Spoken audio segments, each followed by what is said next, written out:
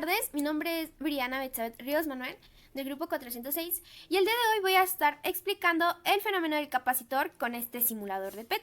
Pero bueno, primero que todo, ¿qué es un capacitor? Bueno, pues un capacitor es un dispositivo que tiene la propiedad de almacenar energía potencial eléctrica a través de un campo eléctrico, como aquí se ve, que generalmente tiene una polaridad, como en el caso de este capacitor electrolítico, la cual es positiva de un extremo y negativa de otro.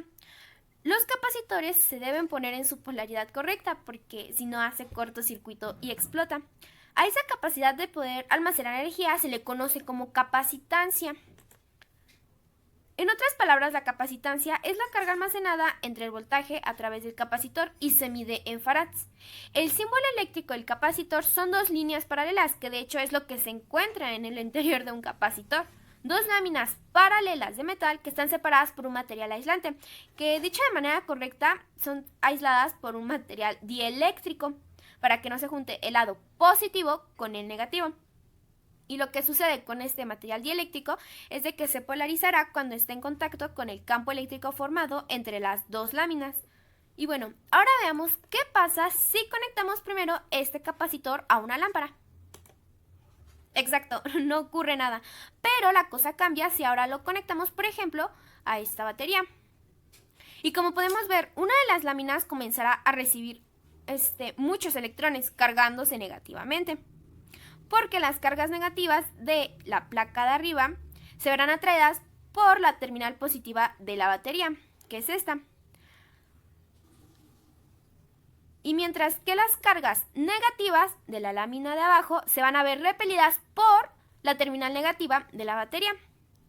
Así que como las cargas negativas de la lámina de arriba fueron cedidas, esta se cargará positivamente y la lámina de abajo se cargará negativamente porque va a tener más negativos que positivos.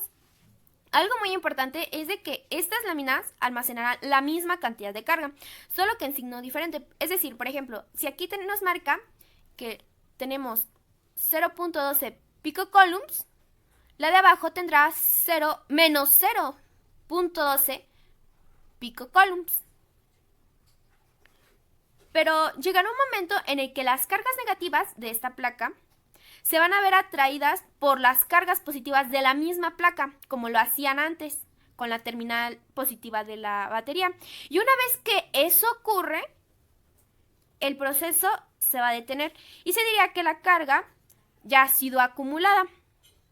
De hecho, si observamos, tendremos una diferencia de potencial o una diferencia de voltaje entre las dos placas cargadas, que de hecho la podemos medir con el voltímetro, como se muestra a continuación. De hecho, si desconectamos el condensador de la batería, aún se va a mantener ese voltaje, porque las láminas se van a mantener cargadas. En este caso nos marca 0.750 volts. Y si ahora nosotros lo que hacemos es conectar el capacitor cargado a la lámpara, la corriente va a comenzar a fluir. Y de esta forma se comenzará a descargar y la bombilla se va a iluminar por completo, pero como se ve, poco a poco irá perdiendo brillo hasta quedar apagada. Pues el capacitor ya se habrá descargado por completo sin poder dejarla encendida. Y una vez que la carga del capacitor se completa, se va a restablecer un equilibrio electrónico entre las dos placas. O sea que no va a existir ni un exceso de electrones en una, como se veía anteriormente, ni un exceso de protones en la otra. Así que el flujo de la corriente eléctrica se va a detener debido a que el capacitor se ha descargado por completo. Ahora vamos a mencionar algunos factores que van a influir en la capacitancia de nuestro condensador o capacitor. Bueno, pues la fórmula de capacitancia de nuestro capacitor en este caso será la que se muestra a continuación. La C significa capacitancia, el epsilon es la permitividad, la A es el área de las placas en metros cuadrados y la D es la distancia entre las placas en metros. Ahora, si nosotros queremos aumentar o disminuir esa capacitancia, debemos considerar tres factores. El primero es, si las placas están más cercanas entre sí, la capacitancia va a aumentar, como se puede ver. Y por el contrario, si se alejan, esa capacitancia disminuirá, como se observa.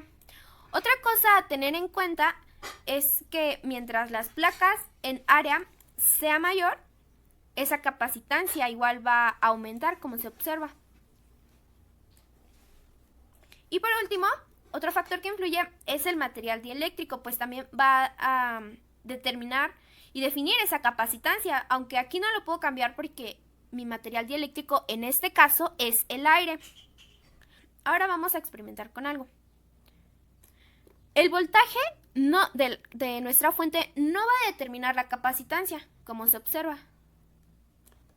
Si lo conectamos, no va a aumentar, la capacitancia se mantiene igual.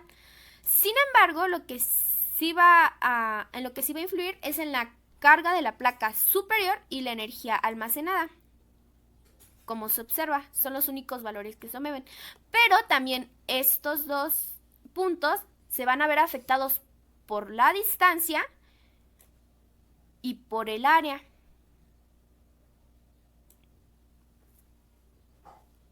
Sin embargo, la capacitancia solo se verá afectada por la separación y el área de la placa. Esto hay que tenerlo muy en cuenta para no poder confundir los conceptos. En conclusión, un condensador, también conocido como capacitor, es un componente eléctrico que va a ser utilizado en circuitos eléctricos y electrónicos y tendrá la capacidad de almacenar energía eléctrica mediante un campo eléctrico. Este va a estar compuesto por superficies conductoras separadas por un material dieléctrico o aislante. Y si queremos capacitores con una mayor capacitancia, deberemos tener un material dieléctrico que nos permita mantener las láminas muy juntas y que también el área de esas láminas sea mayor.